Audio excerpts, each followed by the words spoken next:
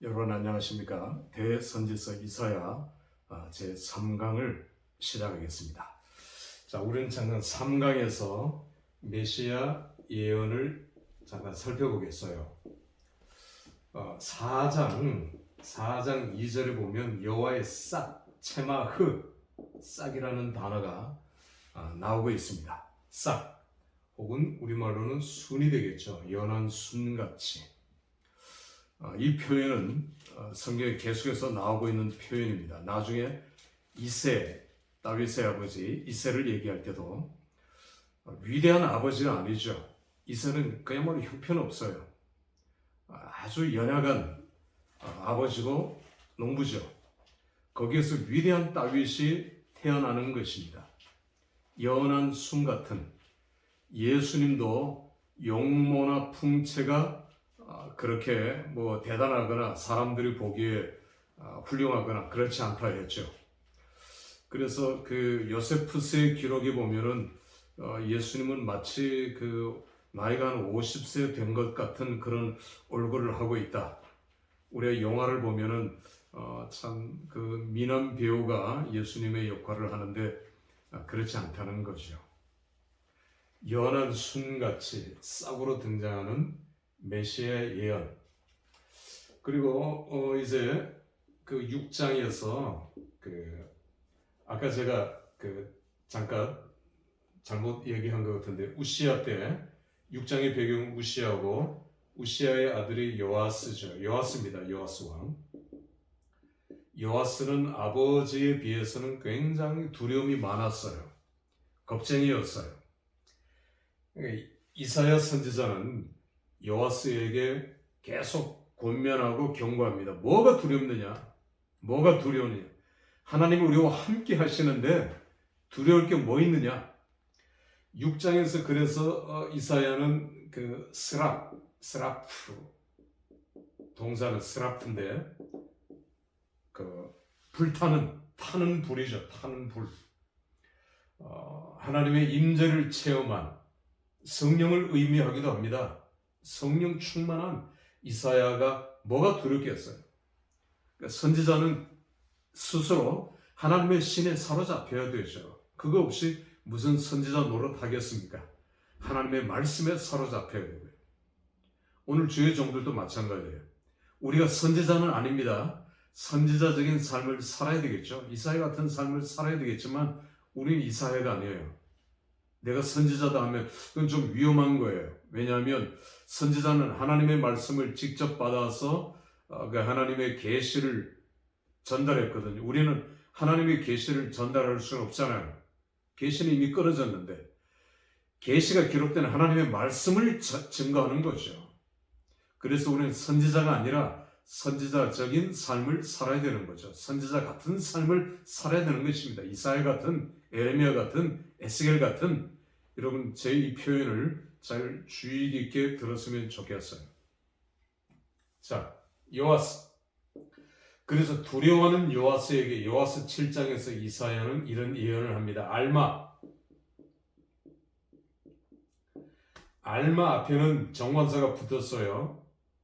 정관사가 붙었습니다. 히브리어로 알마. 그 처녀라는 말이죠. 처녀. 구약 성경에는 알마라는 단어가 7번 나와요. 모두 앞에 정관사가 붙어 있습니다. 그러니까 이 말은 단순한 처녀가 아니라는 거죠. 바로 오실 그 처녀, 앞으로 올 한 사람밖에 없다는 겁니다. 정관사가 붙어 있는 거는 알마라는 뜻은 한 사람밖에 없는 바로 처녀의 몸으로 오실 메시아. 처녀는 마리아를 가리키죠. 그래서 7번 모두 정관사 하가 앞에 붙었다는 것, 알마로 나온다는 것을 우리가 이해해야 합니다. 처녀, 동정녀의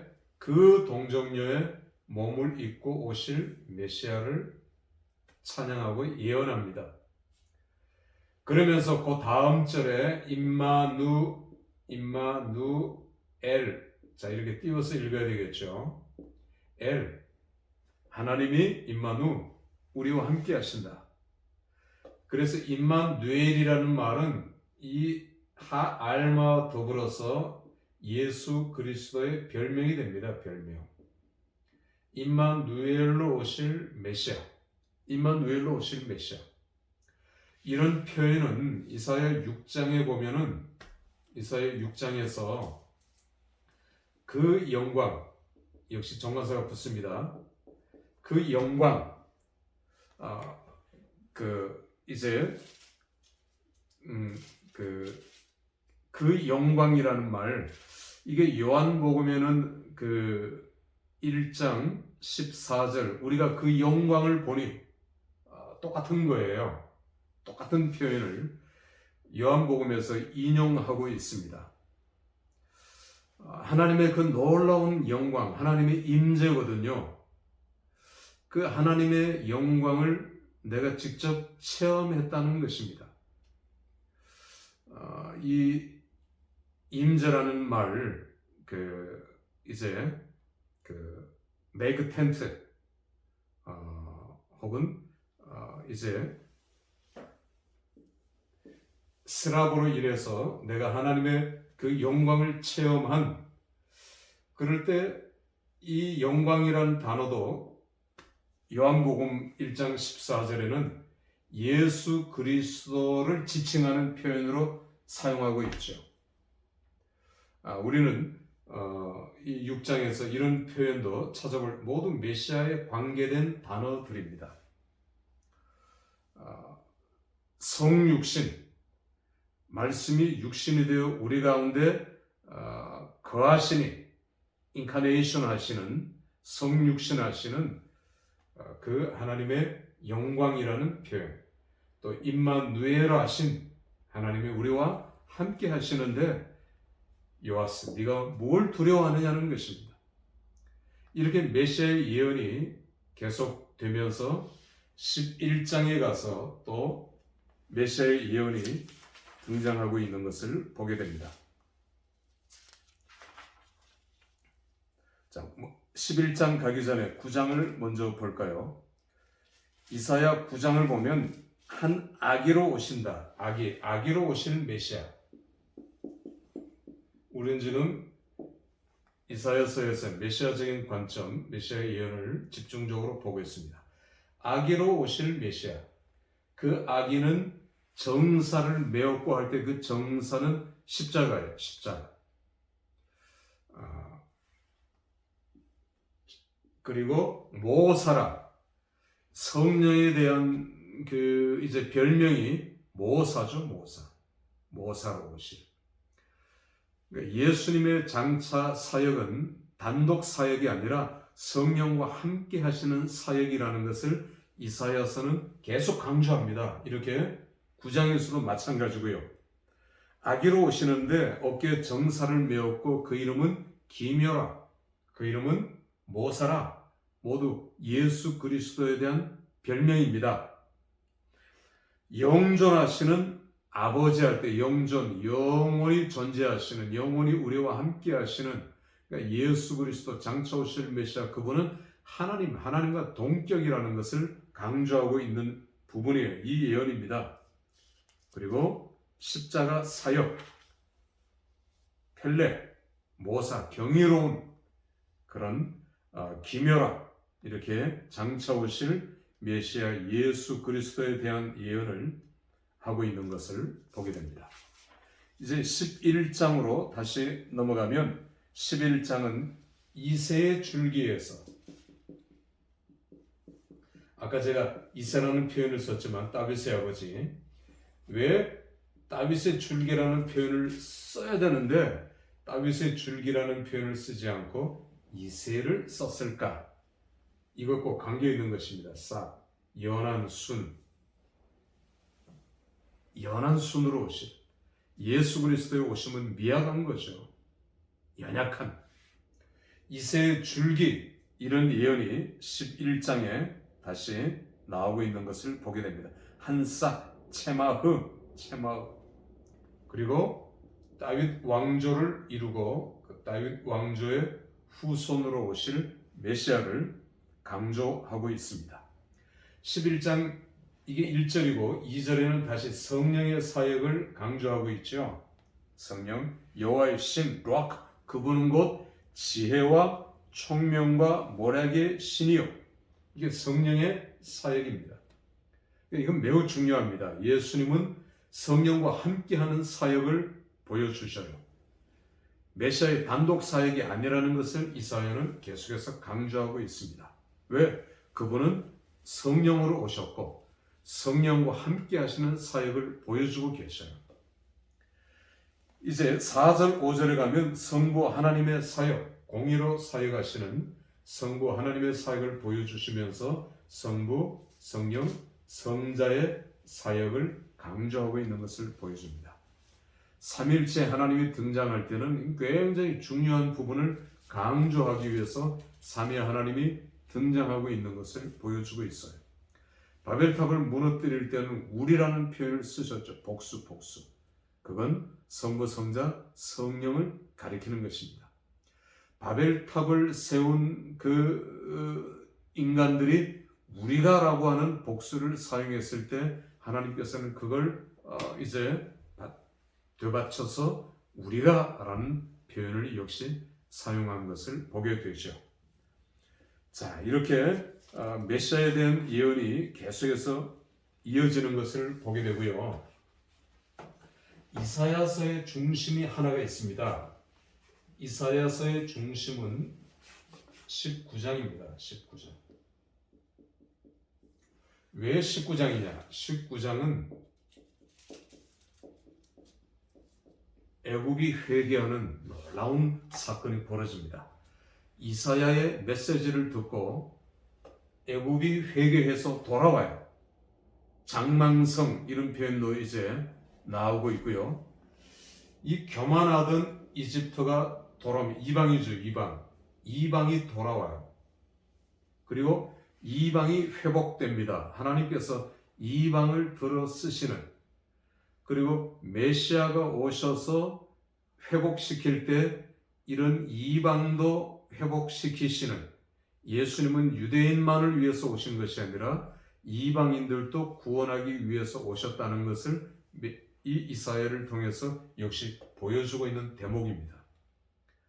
그래서 그들이 죄를 뒤집어 쓰고 이집트가 애굽이 회개해요.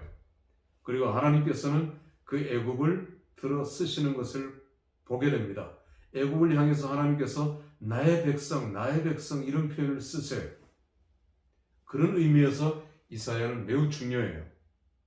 물론 성경에 이방인들이 구원을 얻고 이방인들이 이렇게 돌아오는 그런 모습들을 많이 보게 되지만 하나님께서는 애굽이라는 나라도 들어 쓰신다. 지금도 애굽이라는 나라를 들어 쓰시잖아요. 애굽에 제일 많은 종교인은 콥틱입니다. 콥틱교. 한 3천만 명 이상이에요. 그럼 우리나라보다 우리가 800만, 600만 얘기하는데 콥틱교는 기독교죠. 어마어마한 거예요. 중동이라는 나라에 하나님께서는 이렇게 이집트를 지금 사용하고 계셔요. 이런 이방인들, 이방 조직들을 통해서도 하나님께서는 그들이 돌아오게 하시는, 그것이 19장에 나오고 있는 것을 우리는 보게 됩니다. 그래서 우리는 19장을 이사야의 중심이다, 이사야서의 중심이라는 표현을 쓰게 되는 거죠. 자, 그러면서 주위에 있는 모든 나라들, 두로부터 시작해서 블레셋, 쭉 모압, 암몬 모두가 다 하나님의 심판으로 멸망하는 것을 보게 됩니다. 그들의 공통점은 교만이죠. 교만. 위세 등등하던 두로부터 시작해서 이스라엘 주위에 있는 모든 나라들을 멸망시키는 예언을 하게 돼요. 자, 그럼 여러분 잘 한번 보세요. 하나님께서 두로의 멸망, 강력하게 블레셋의 멸망을 예언할 때 유다는 막 좋아했겠죠. 왜? 원수니까 원수. 두로는 원수는 아니더라도 모압의 멸망, 암몬의 멸망 계속 이제 예언을 할 때 좋아한단 말입니다. 만약에 오늘날 우리가 중국의 멸망, 중국이 다 나쁜 건 아니지만 중국 공산당입니다. 북한적 공산당의 멸망하면 좋아하겠죠.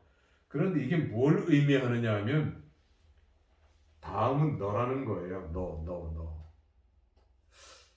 이해가 됩니까? 선지자들은 인칭 변화를 종종 사용해요. 이건 성경 해석의 가장 차원이 높은 건데 제가 한 예를 들까요? 나단 선지자가 다윗에게 와서 책망합니다. 무섭게 책망합니다. 비유를 들죠. 부자가 있는데 부자가 양도 많고 재산이 엄청 많은데 부자의 옆에 한 가난한 사람이 살고 있어요. 그 가난한 사람은 아무것도 없어요. 그 사람의 유일한 재산은 양 한 마리밖에 없어요. 그걸 새끼를 쳐서 재산을 증식하려고 하는 것이 이 농부의 의도고 재산 목록 1호예요. 그런데 이 부자는 그 재산 목록 1호인 양을 가차없이 빼앗았어요. 세상에 이런 나쁜 놈이 어디 있어요? 그래서 다윗이 분노했습니다. 그런 나쁜 놈이 어디 있느냐면 쳐 죽일 놈이네. 그래서 나단이 인칭을 바꿉니다. 그가 3인칭으로 하던 그가 2인칭 너다라고 얘기합니다. 다윗이 그때 충격을 받았어요. 바세바를 뺏은. 그리고 다윗은 그 자리에서 무릎 꿇고 엎드리고 회개합니다. 인칭을 바꾸는 것은 강조하기 위해서예요. 이런 우리가 설교도 이렇게 할 수 있거든요. 다른 사람의 죄인, 최근에 일주일간의 어떤 죄인에 대해서 나열하고 그 죄를 이렇게 열거하면서 이 나쁜 놈입니다. 이놈은 정말 쳐 죽일 놈입니다. 세상에 이런 악한 악인이 어디 있냐고. 그러면 청중은 동요하기 시작하죠. 그렇죠. 그런 놈이 어디 당연시 여길 겁니다. 그런데 당신이 그 사람입니다. 당신은 그보다 더 악한 사람입니다. 그런 죄가 우리 속에 있습니다. 남을 미워하는 죄. 이렇게 인칭을 바꾼다면 이 설교는 인칭의 변화를 통해서 메신저는 강조하는 메시지를 전하는 것이고 메시지를 듣는 청중은 다른 사람의 죄를 지적하고 나열할 때는 방관하고 있다가 그것이 내 죄라는 걸 깨달을 때 통해 자복하게 되는 거예요. 통해 자복할 수 있는 거고 그냥 나단이 처음부터 와서 다윗이 나쁜 놈, 쳐 죽일 놈 이렇게 했다면 다윗이 그걸 받아들였겠습니까? 오히려 선지자에게 반항하고 대들 수 있겠죠. 뭐 하는 짓이냐 말이야. 네가 뭐 하느냐. 주위에 있는 부하들 앞에서 내 체면 깎이게. 그러나 이런 과정들을 거쳐서 때로는 직사포를 쏘는 것보다 곡사포를 쏘는 것이 더 화력을 집중하고 효과를 더 볼 수 있는 장점이 있는 겁니다. 우리는 선지서를 읽을 때 이런 인칭의 변화에 유의해야 돼요. 갑자기 1인칭으로 시작했다가 3인칭으로 바뀌다가 다시 또 1인칭으로 돌아오는 예는 굉장히 많이 있어요.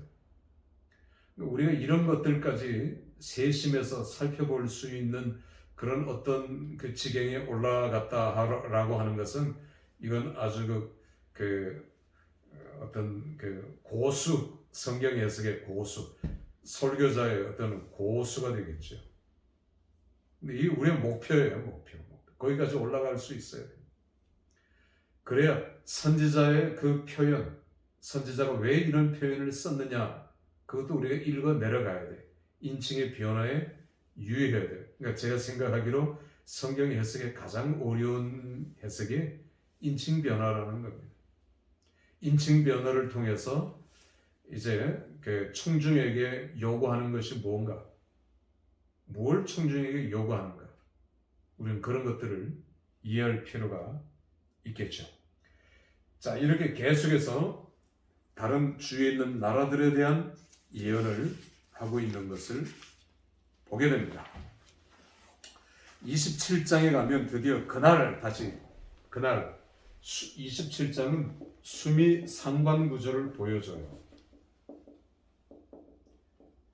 선지서에도 수 앞에 거와 뒤에 거, 그날에, 맨 끝에도 그날에 이러면서 양쪽을 똑같이 여기면서 안쪽을 강조하는 것입니다.